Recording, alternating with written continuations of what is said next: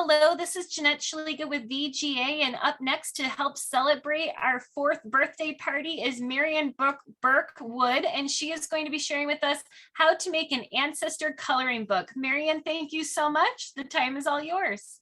Thank you for letting me celebrate with the VGA. This is an idea that is not original. Lisa Alzo has written about this in the past and several other people, and I've just been having so much fun with it. I wanted to share the fun with all of you. This is the idea of a coloring book for all ages, not just kids. And you don't have to be a tech wizard to do this. It's quick and easy. The idea is to make a black and white or a mostly black and white coloring book. You can use some color if you wish, where there's plenty of spaces to color either with the young person or maybe separately, or just give it to the young person. These are 2 examples. On the left is a cover page for one that I did for a newly born nephew. He will not be coloring anytime soon, as you can see by how little he is, but he's got it. And on the right is a sample from a coloring book I made for a 6-year-old. And I try to keep them fairly simple. So let me show you how you can make a coloring book too. It really does not take a lot of time. You do need to scan the photos or use an app.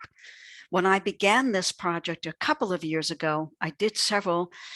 I scanned and then I used the photo management tools to turn the picture, whether it was color or black and white, into a pencil sketch.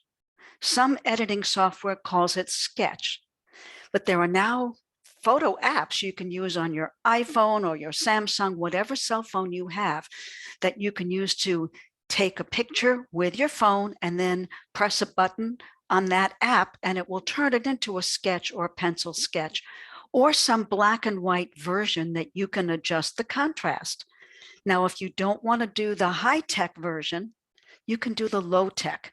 On the low-tech, you put your whatever photo you have, whether it's black and white or color, onto a copier.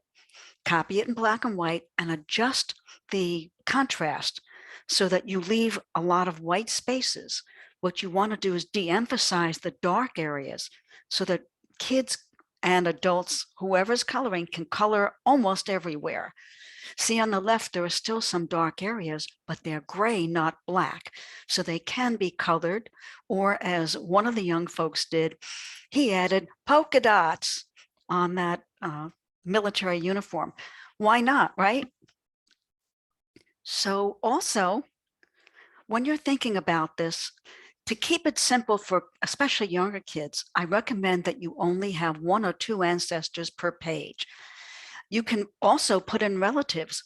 For the new twig on my family tree, I put in relatives and I said, meet your aunt and uncle, and the names and just their faces, because I didn't want to just have ancestors. I wanted to have current people.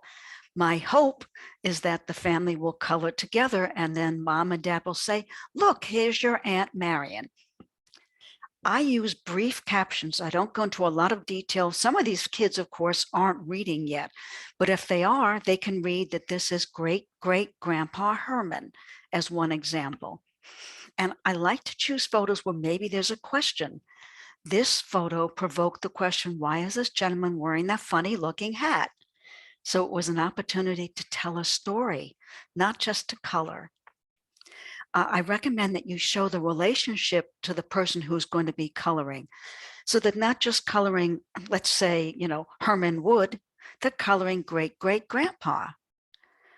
Also, the way you take it from a scan or an app and make it into something that can be colored would be, you can put it into a PowerPoint and then print the PowerPoint. I've done one like that. I also used Microsoft Word.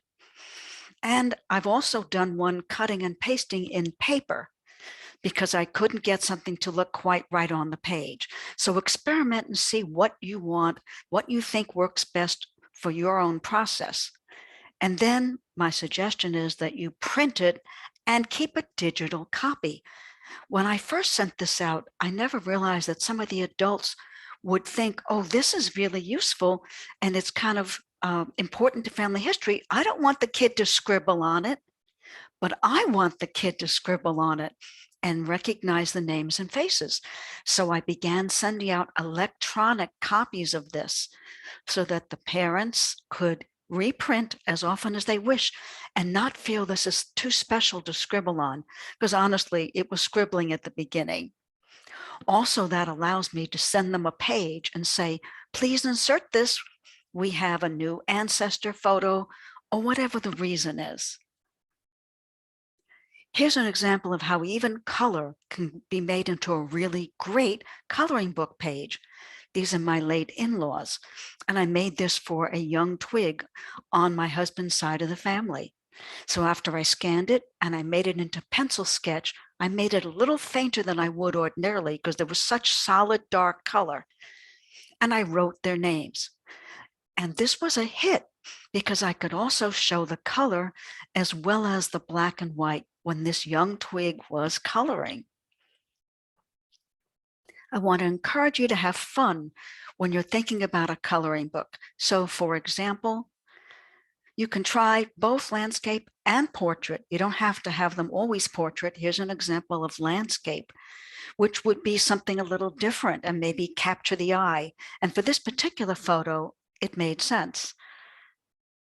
Maybe add a little color. I printed this in color just for a change of pace, but I didn't color the photo. I want the young ones to color the photo with their parents. Every time you have a new baby, why don't you consider making that person a new coloring book? And it's a chance to update. Maybe you have found some new ancestor photos, or maybe you want to show who the relatives are. Do remember to include a cover page so that everybody knows who made this and when, because it won't be a keepsake necessarily once it's scribbled on, but you want the adults in the house to know who did it and when. I want to thank you for letting me show you how to have fun with ancestor coloring books. And happy birthday, VGA.